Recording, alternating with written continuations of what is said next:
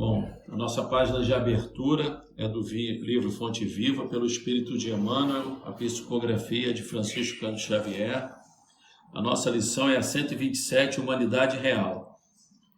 Eis o homem. Palavras de Pilatos, está em João, capítulo 19, versículo 5. Apresentando Cristo à multidão, Pilatos não designava um triunfador terrestre. Nem banquete, nem púrpura, nem aplauso, nem flores. Jesus achava-se diante da morte. Terminava uma semana de terríveis flagelações. Traído, não se rebelara. Preso, exercera a paciência. Humilhado, não se entregou a revides. Esquecido, não se confiou à revolta. Escarnecido, desculpara. Açoitado, olvidou a ofensa. Injustiçado, não se defendeu. Sentenciado ao martírio, soube perdoar. Crucificado, voltaria à convivência dos mesmos discípulos e beneficiários que o haviam abandonado, para soerguer-lhes a esperança. Mas exibindo-o diante do povo, Pilatos não afirma: eis o condenado, eis a vítima. Diz simplesmente: eis o homem. Aparentemente vencido, o mestre surgia em plena grandeza espiritual, revelando o mais alto padrão de dignidade humana. Rememorando, pois, semelhante passagem, recordemos que somente nas linhas morais do Cristo é que atingiremos a humanidade real. Então, nós vamos elevar o nosso pensamento a Deus e a Jesus, pedindo por toda a humanidade sofrida, não só a humanidade, mas todo esse orbe que convivemos, para que as nossas esperanças possam ser fortalecidas no bem, nossos corações estejam unidos junto com essa casa de oração, para que a gente possa dar continuidade aos nossos trabalhos, pedindo a Deus pela renovação do planeta, pela nossa cura, pelas nossas famílias e todos esses que estão trabalhando, todas as nossas casas co-irmãs, da necessidade de voltarmos à nossa normalidade. Que os nossos corações estejam sempre unidos na esperança do bem. E assim damos início, com a permissão de Deus, ao estudo na noite de hoje, dando graças a Deus, graças a Jesus, que assim seja.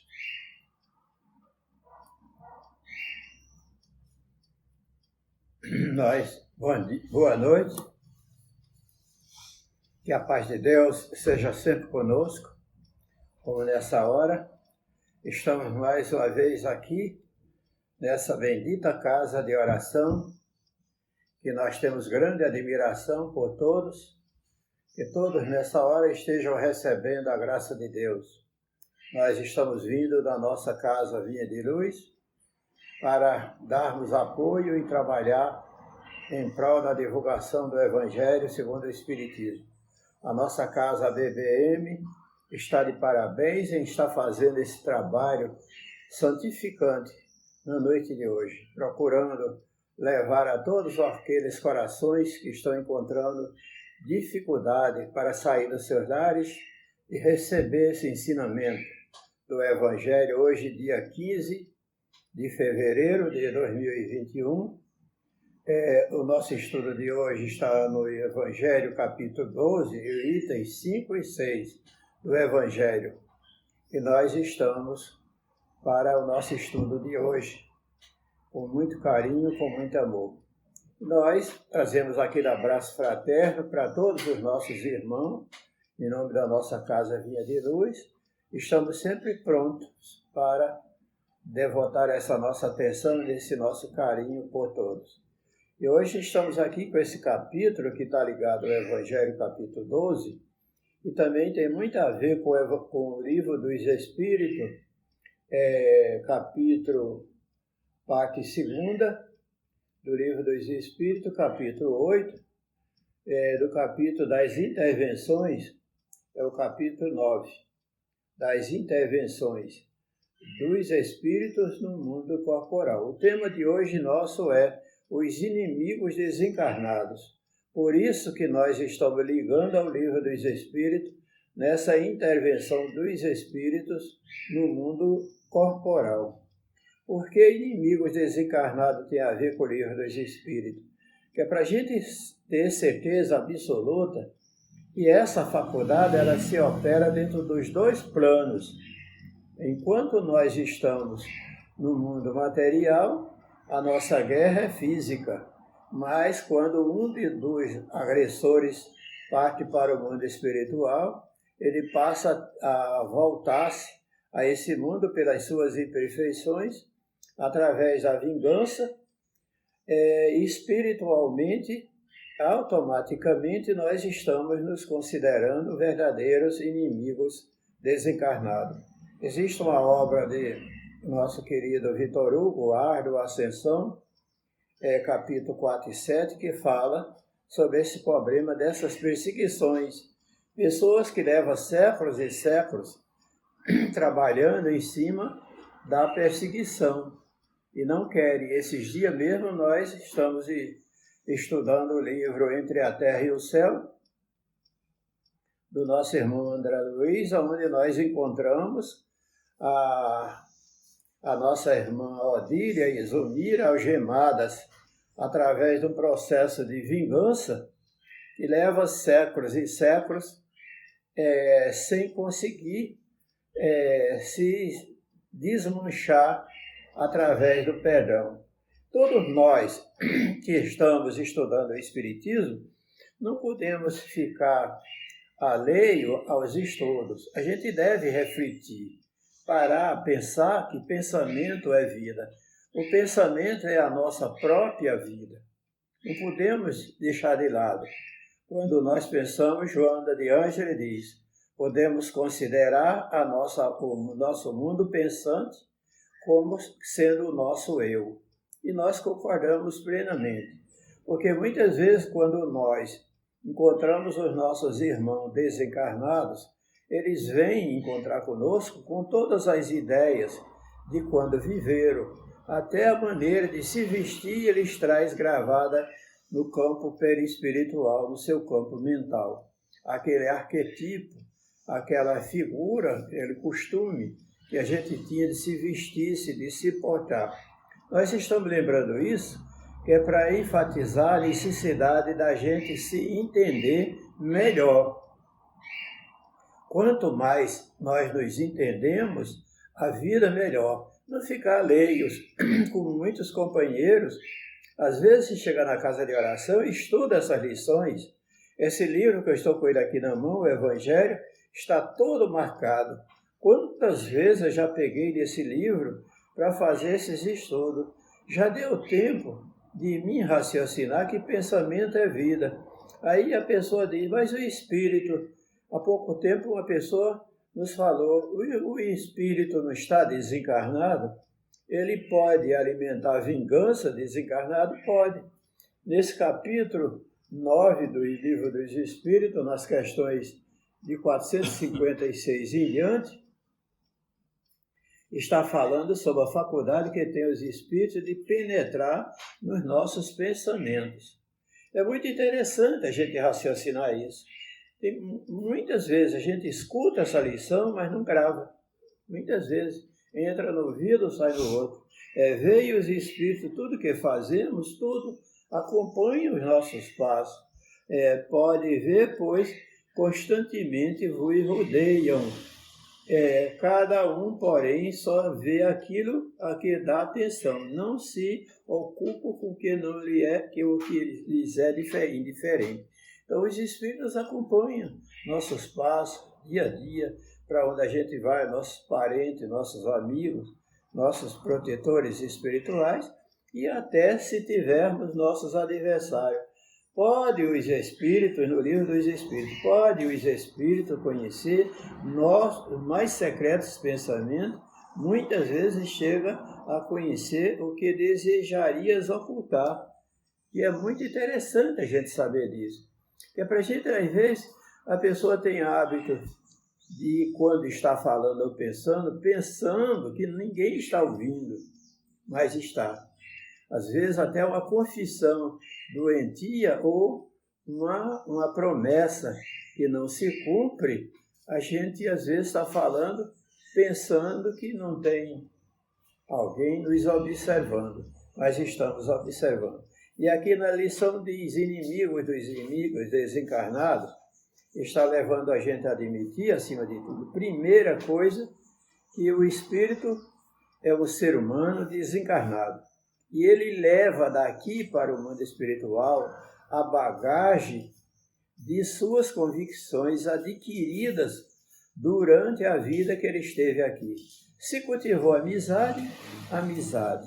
Se cultivou inimizade, rixas, processos de ódio, de vingança, vingança. Ainda aqui diz o item 5, ainda outros motivos tem o espírita para ser indulgente com os seus inimigos. Sabe ele, primeiramente, que a maldade não é um estado permanente dos homens, que ele decorre de uma imperfeição temporária, que é, assim como a criança se corrige dos seus defeitos, o homem mau reconhecerá um dia os seus erros e se tornará bom. Então, aqui já está mostrando que é possível mudar. E essa mudança pode ser feita pelo nosso comportamento. Muitas vezes a gente encontra irmãos, espíritos, companheiros já no mundo espiritual, que carregam a vingança, mas ele mesmo foi cúmplice desse gesto impensado. Ele está acusando o outro, mas às vezes foi ele que provocou. Às vezes foi ele que provocou a falsidade, a calúnia na vida daquela pessoa, que criou essa rixa, que criou essa diferença. Então, o espírito, quando ele procura, através da reflexão, compreender esse estado de imperfeição, e até através dessa lição que nós estamos aqui estudando hoje, nós podemos identificarmos conosco mesmo que é possível mudar. E pessoas, criaturas que desencarnam, levam a isso séculos e séculos para o mundo espiritual, que não querem mudar porque acha que vai passar por cima da sua personalidade. Esse personalismo tem que ser quebrado. Nós não devemos... Essa semana a gente estava aqui estudando que não podemos perpetuar a nossa imperfeição.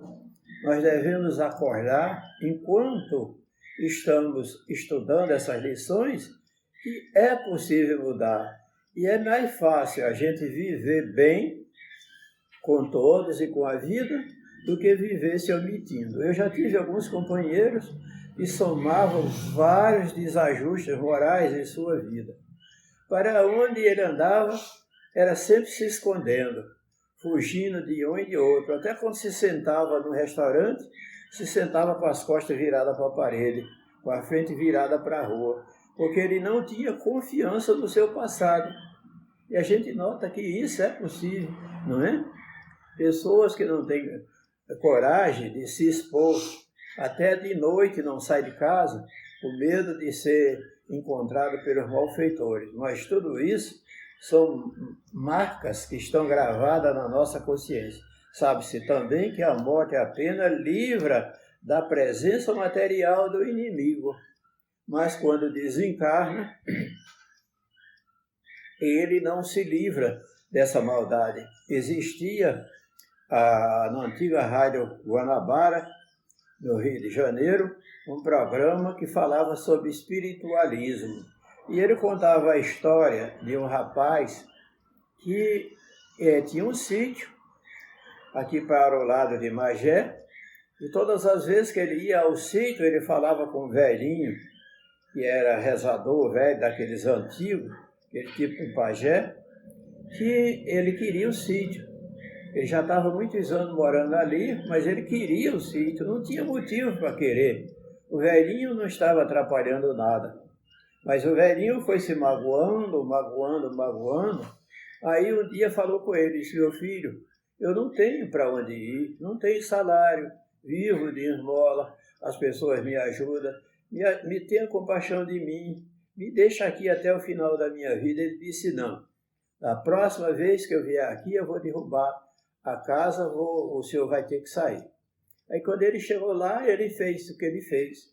Falou com o velhinho e tocou fogo na casa, com o velhinho ainda dentro da casa. Aí ele criou aquela marca, gravou aquilo na sua consciência, e ele disse, quando ele estava ardendo dentro do fogo, ele disse: meu filho, mesmo que eu tenha que ir para o inferno, eu me vingarei. E ele ficou com aquilo na consciência. Não se esqueça, para onde você for, eu estarei com você. Jamais vou me esquecer do que você está fazendo. E assim ele fez. Quando o velhinho desencarnou, logo depois ele começou a sentir que para onde ele ia, o velhinho ia atrás. E ele sentia a voz do velhinho dizendo: eu me vingarei, eu vou me vingar. E o tempo foi passando, ele fumava, uma vez se deitou, e quando ele bem no espero, o colchão estava pegando fogo, e o cigarro, ele dormiu com o cigarro no dedo e na mão, e o cigarro encostou no colchão e incendiou, ele já estava queimando o lado do corpo. E era o velhinho que estava do lado dele trabalhando esse processo de vingança, apresentando-se como esse inimigo desencarnado. Aí o tempo passou, ele foi para o sítio, começou a trabalhar, que ele tinha que pagar da mesma forma que ele tinha feito com ele. Aí ele foi e tocou fogo numa roçada para fazer a plantação, o vento deu em sentido contrário, e ele não pôde fugir do incêndio, caiu dentro do fogo e terminou desencarnando. Mas ele mesmo dentro das labaredas do fogo, naquele estralado das palhas, ele ouvia a voz do velho: eu vou me vingar. Quer dizer, aqui mostra nesse exemplo que o velhinho se vingou, mesmo depois que ele se encontrava no mundo espiritual. Quer dizer, essa vingança, ela é uma coisa comum na nossa vida, quantas pessoas procuram as casas de oração para se livrar dessas algemas, desses trabalhos que é feito através da nossa própria consciência. E aqui diz: a morte a pena livre da presença, poderá perseguir com o ódio, mesmo depois de haver deixado a terra. Mesmo assim, como eu estou dando esse exemplo. Olha, no exemplo do livro de André Luiz, Entre a Terra e o Céu, e a irmã estava mais de 20 séculos perseguindo a outra. A irritação capaz de uma existência passa de uma existência para outra. Cabe ao Espiritismo demonstrar por meio de experiência a lei que rege as relações entre o mundo visível e o mundo invisível, que é a expansão. Extinguir o ódio com o sangue é radicalmente fácil, porque muitas vezes o que grava mesmo é o efeito moral na pessoa, é o que grava no pensamento. O sangue com sangue se acaba na matéria, mas o sangue com a mente ele grava no pensamento, feito o relato do velhinho. Uma utilidade prática, o perdão, perdoar, ter coragem de encontrar nobreza no nosso entendimento e considerar que não vale a pena cultivar o ódio, nem a infelicidade, né? Deixando a terra. É radicalmente falso. O perdão é uma das fontes mais ricas de ensinamento. Dentro dessa intervenção espiritual, quando nós aceitamos, mesmo que tenhamos que muitas vezes lavar os nossos rostos de lágrimas, de arrependimento do mal que a gente fez, mas a gente levar para o campo do perdão é de suma importância para todos nós. E aqui fala ainda sobre depois da morte, fazer de um inimigo um amigo, antes e depois da morte. Nós, às vezes, a gente vê que esses irmãos, no grupo espírita André Luiz, nós tivemos a presença de um irmão que veio perseguir a mãe de família, e ela tinha 2 filhos pequenos. Ele disse: como você está voltada nessa mesa recebendo a graça de Deus e a gente não pode se vingar, nós vamos procurar teu lar e levar essa vingança para teus 2 filhos. Vamos fazer tudo para atormentá-los. E a mulher entrou em pânico com essa notícia, porque a marca do bem, do mal, ela só se apaga através do perdão, da reconciliar-se com os vossos adversários. Como diz Jesus, amai os vossos inimigos. Pode-se, portanto, contar o inimigo assim, entre os encarnados, como entre os desencarnados. Os inimigos do mundo invisível manifestam sua malevolência pelas obsessões e subjugações. Os inimigos, quando eles estão no mundo espiritual, vêm através desse processo obsessivo, procurar em tudo tirar proveito, em todos os nossos sentimentos negativos, o Espírito procura tirar proveito, como diz o capítulo 9 do Livro dos Espíritos, nessa questão 456 em diante, que a faculdade que tem os Espíritos de penetrar, todos nós temos faculdade. E o meio é a sintonia. Quanto mais sintonizados com o passado, tem pessoas que quando se lembra de pessoas que não têm consideração e respeito por eles, fazem até o sinal da cruz. Tem pessoas que não gostam de se lembrar, deixa essa pessoa para trás, eu não quero mais me lembrar, isso foi um entrave, uma pedra no meu caminho. E cultivar a violência é alimentar a violência e cultivá-la e passar, às vezes, de uma existência para outra. Os espíritos são nas sessões de subjugações, até subjugar, até tentar tirar a vida. Esses dias eu estava lendo esse livro, Trilhas da Libertação, do nosso querido Manuel Filomeno de Miranda, onde ele fala sobre aquele médium, Davi, que ele era envolvido por essa trama espiritual e os espíritos vingativos tudo fizeram para fazer com que ele sofresse um choque cardíaco e voltasse para o mundo espiritual através desse ataque que os inimigos dele o provocaram, cobrando através do processo de vingança de relacionamentos de vidas passadas. Concorre adiantamento do ser, que para isso deve receber com resignação, em consequência da natureza inferior do globo terrestre. Nós aqui no globo terrestre ainda estamos trabalhando esses sentimentos, cultivando esses sentimentos com muita naturalidade. Homens perversos que ainda se não despojam dos instintos materiais, que ninguém logra aplacá-lo, senão mediante o sacrifício do ódio nessa existência. Isso é plena, isto é, pela caridade é que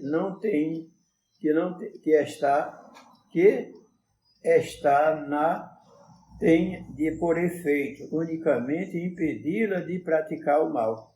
Se a gente conseguir frear os nossos sentimentos e começar a cultivar o bem sem fronteira, sem dificuldade, começar a ver de perto que aquela pessoa, como diz o nosso querido Francisco de Assis, que a gente só fez o mal porque não sabia, porque era ignorante.